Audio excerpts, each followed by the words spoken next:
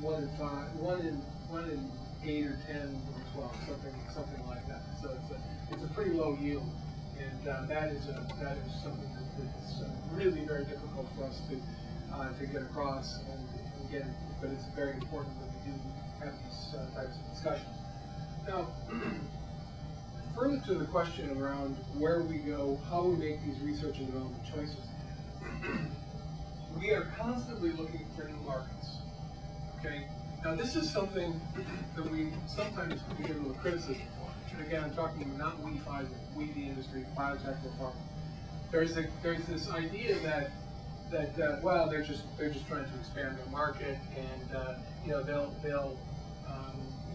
sell their drugs to anybody who will take them. Well, the fact is, it is a good idea for us to take a marketed product and try to move into the direction, into other directions, because the money has been spent, the money's been invested, the drugs have been proven to be safe and effective in certain indications.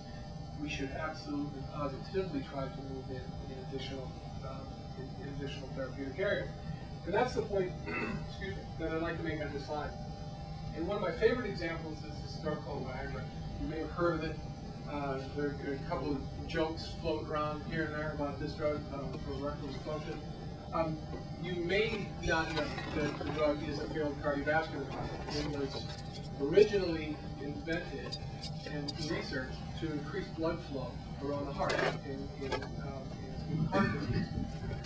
The drug did not succeed for that purpose, but it had an interesting side effect that the industry, and it was a side effect, and through the very vigilant doctors and nursing staff who were involved in these trials, they recognized that this side effect was something that to some people may be a benefit. And I don't mean to be flip about this by any means, because he is not a laughing matter to people who suffer. But nonetheless, we marketed this product back in 1998 or so, about 10 years ago now, and is an important product of ours, and it's brought a lot of relief to people who suffer from ED. Well, at the same time, people knew that drug could have a huge impact on other diseases, and one of those is this disease called PAH, which is pulmonary arterial hypertension, which is a devastating and fatal disorder, mainly in young women, 25 to 35 years of age or so. It is not a well-known disease, but it is certainly a devastating disease to those who suffer from it.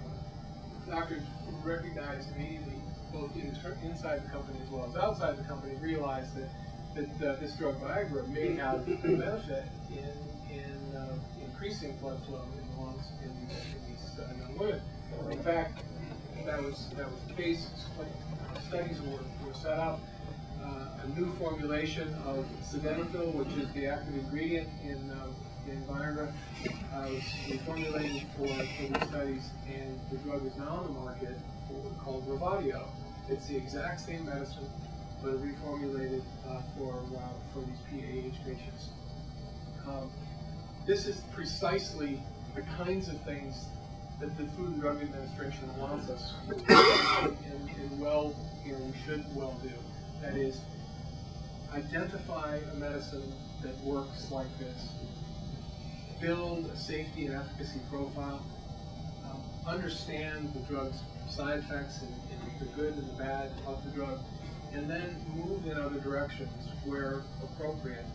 And this is absolutely, positively to me, one of the bright examples, one of the wonderful examples of how this sort of a system works. And we hear from PAH patients who are they're so pleased and gratified and grateful that they have this opportunity. And we want to look for those applications whenever we can. Our company alone has about 55 orphan indications for our marketing products, so we're always looking to get into those sorts of areas. And a global statement that I'll make about this, I think, is really very important.